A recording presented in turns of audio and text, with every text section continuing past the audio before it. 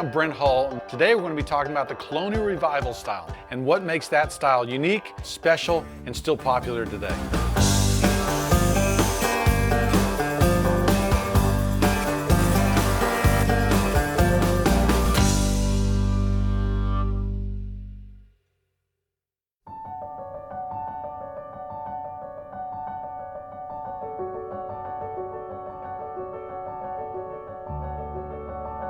What is the Colonial Revival style? Why is it a revival, right? What is it a revival of? This style encompasses the Georgian, Federal, and Greek Revival building that took place in this country between 1750 and 1850.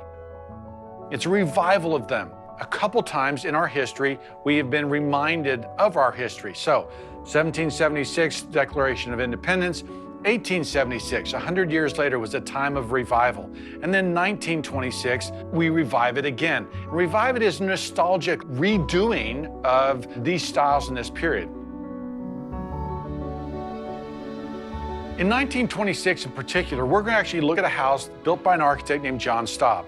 John Staub trained at MIT, ended up moving to Houston and building some tremendous houses in Texas. So when you look at houses from the 1920s that are Colonial Revival, there's going to be details that are very Federal, there's going to be details that are very Georgian, and that's the fun of it. During this period of time, there's a number of monographs and a number of resources that became available to architects that studied this style.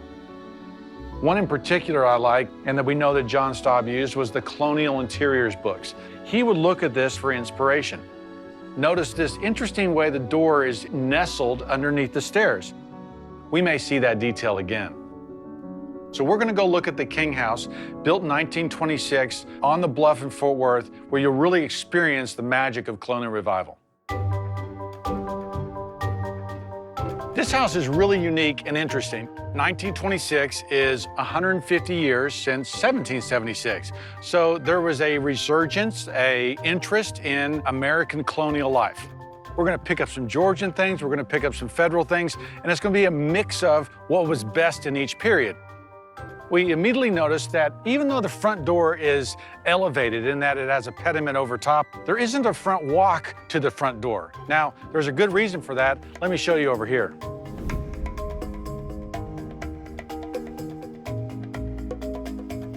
All right, look at this wonderful porte-cochere, okay? So this is something that happens with the advent of the automobile. You would come drive through here and you can exit out of your car without getting wet. Now, the garage, the carriage house, didn't become part of the house until the 1950s or 1960s. So it works architecturally, right? These tall, slender, ionic columns are beautiful and yet functionally as well, because this is where we would have entered the house. This is a classic Federal entry, okay? The leaded glass is something that begins to appear in the Federal period. That thin little fluted column there, it looks like a Federal fireplace. It's just perfect.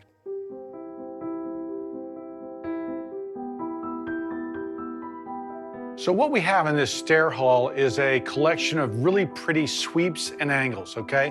This is a really pretty sweep here, right? This volute at the bottom here and the way this turns around.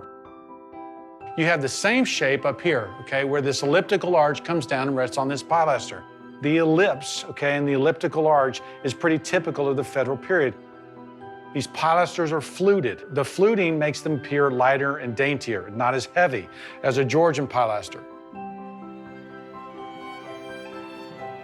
You may recognize this image from somewhere, right? These are the books that we looked at in the office. Really what this is Staub having fun.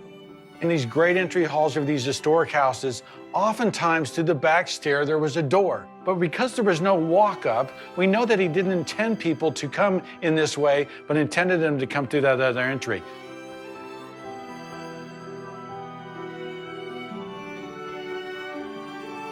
Here we are in the dining room, and you got corner cabinets on either side. One of the things that I find interesting on this whole story is the fact that these doors were not here when we started working on this house. They were actually hidden in the attic.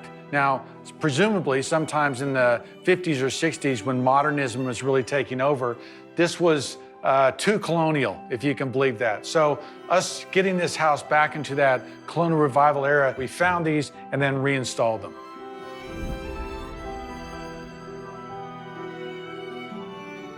pretty important feature of a Colonial Revival house that you would have a formal study like this.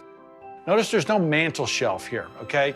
Mantle shelves really start to show up in the Federal period. And in Georgian fireplaces, oftentimes they just had a belection molding around the outside, but no mantle shelf. That's what he's done here, right? We've got a Federal door, which dates to the 1820s. Now we've come back in and we've got a full paneled wall room, which is more like a Georgian room in gum wood without a mantle shelf. So see how he's being playful here? See how he's taking kind of the best elements of each style? It's very nostalgic. It is a hearkening back, it's a remembering, but it's doing so in a very nostalgic way, in a very loving way. Hopefully now you understand kind of the magic of the Colonial Revival style. Probably one of the more enduring and popular architectural styles in America. Thanks for watching. I'm Brent Hull.